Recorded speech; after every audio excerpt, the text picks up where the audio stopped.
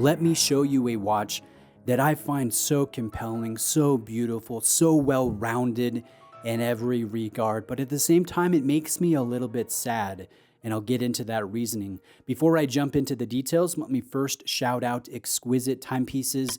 They are the family-owned brick-and-mortar AD that lent this Glashütte original Panomatic Lunar in for review. I've purchased multiple watches from them over the past several years and can definitely recommend them. A link will be in the description of this video. Now, that being said, let's talk about what makes this so exciting, and then I'll mention why this watch kind of pains me to a degree. Now, let's start with the dial. This is an in-house made dial. It is inspired, at least the color, by the fir trees that grow in the region of Glashütte, Deutschland. And the way that Glashütte creates this, they take the base material for the dial and then they coat it in a galvanic nickel finish. They add the black lacquer to the circumference of the dial to give it that fumé look. And then they lastly add a transparent layer of green lacquer to really seal in that color, bring a little bit more light play, reflectivity, and depth to the finish. And I think it just looks absolutely beautiful under this sapphire crystal with inner applied anti-reflective coatings. When it comes to the complications, you will notice hours and minutes, a subsidiary seconds, a grand date or panorama date, as Glashütte calls it, and then of course there will be a moon phase complication. Everything is asymmetrically laid out. The detail work really is so satisfying under the macro lens. I think this is one of the more beautiful dials that I have seen at around $10,000. It really is impressive. But flipping the watch over, I see something that makes me even more excited that I would argue is a little bit more impressive. This is the in-house caliber 90-02.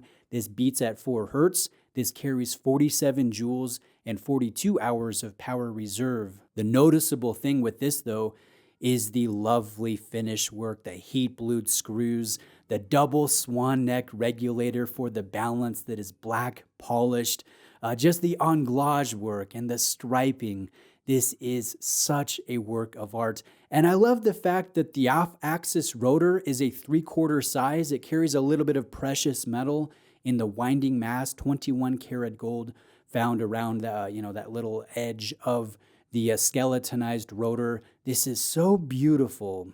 And really, I could spend a lot of time with a loop or a macro lens just admiring the detail work. I find this even more impressive than the dial side, but more than that, I love the symmetry. I love how we have an asymmetrically laid out movement with an off-axis rotor, and how if you flip the watch over, you notice the same elements, the same design elements with the layout of this dial. I just think that's very strong. Yes, this is hand finished. There is a high amount of craftsmanship at play here as you take a look at the fit, the finish, and the details, even down to the convex form of your moon phase in the moon phase complication and how that is polished.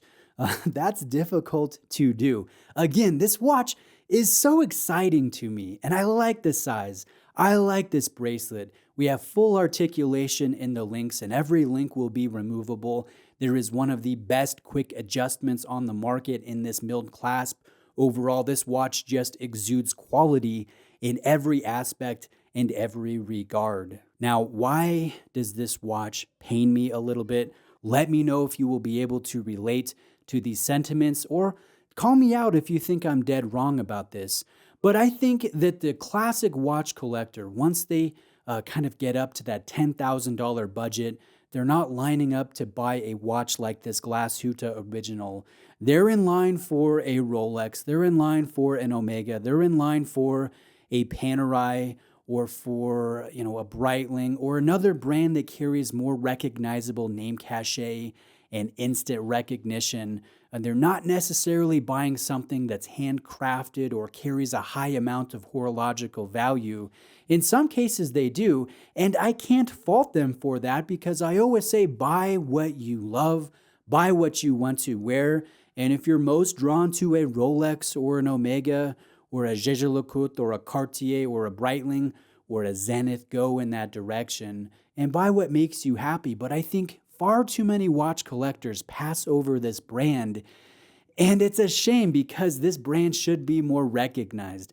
It should get some more love in various watch collector circles because what they are doing, frankly, is impressive. The other part to that is, why haven't I bought one of these watches? I have toyed with the idea. I have come close on a number of occasions over the past several years.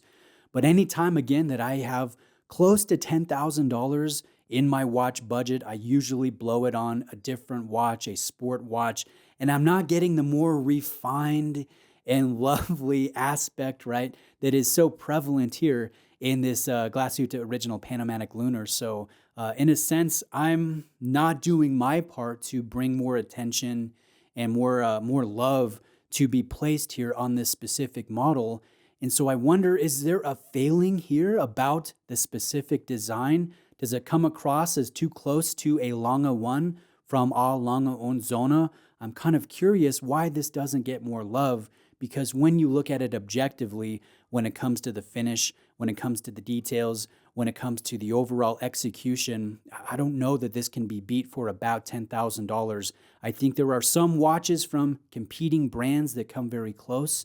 And I'm looking at Grand Seiko, I'm looking at Jaeger-LeCoultre, I'm looking at a few different models, but really consistently, this Glasuta Original is so impressive. But at the same time, there's been something that's kept me back from it myself, and I wonder if you can relate to that. Nevertheless, I appreciate you taking the time to watch. Let me know if you have any specific questions. I'd be happy to try to answer those in the comment section of this video. Again, links will be in the description. Have a great day, and I'll see you next time.